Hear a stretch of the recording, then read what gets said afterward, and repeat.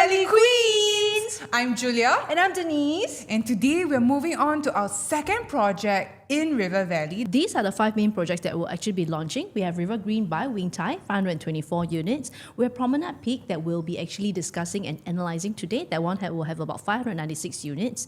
And there's Grand Zion by CDL. Okay, that will be a mixed development that will have service apartment as well as commercial on the first floor.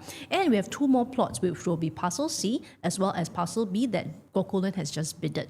Straight into the unit layout itself, and what I'm analysing now is actually the 1br+study, which has 2 stacks. Okay, so these 2 are actually both facing Kim Seng Road and they're both east facing, so there are no west facing unit.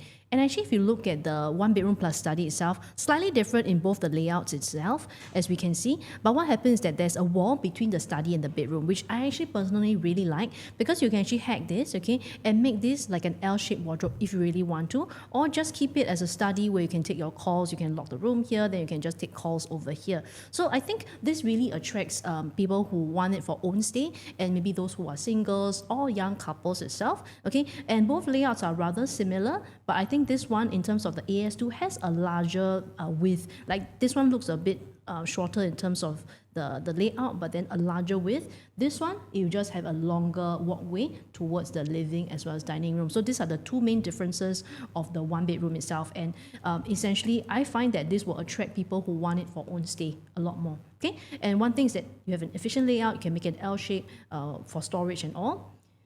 Okay, but one thing, these are the pros and cons that I'm going to share about the 1br+study is that, as you can see, the rental in this area is pretty attractive. You know, between somewhere around 3.5 to about 4.8 thereabouts for a 1-bedroom. These are the asking prices. Okay.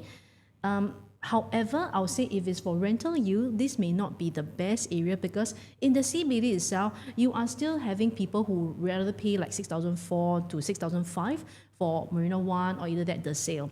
So if you're really looking at the 1br+study in this area for rental, I would say that actually Marina Bay attracts a different crowd, different expat crowd itself. And those who are buying for own stay, I'm just concerned that, you know, once you've outgrown the space or you've got a partner and all that, you need a bigger space, you might have difficulty actually exiting this project. So if you want to find out more about your exit strategy as a 1-bedroom owner itself, do scan the QR code and we are happy to share more. There are going to be a couple of new launches that will be happening in the CCR region. Robertson Opus, Promenade Peak, River Green, Upper House, as well as W Residences. So some of them come with studio units, some of them 1-bedroom, some is a combination of 1-bedroom plus 1br+study. And depending on how the developer decides to price the unit, you could potentially get a 1br+study in Promenade Peak for the price of a 2-bedroom, maybe in, say, River Green. Okay. So the buying strategy is extremely important, and there may be opportunities found in other developments which give you a better upside in terms of rental or in terms of potential capital gain. Scan the QR code above to start a conversation with us, and we'll be sharing this price mapping strategy exclusively for our buyers.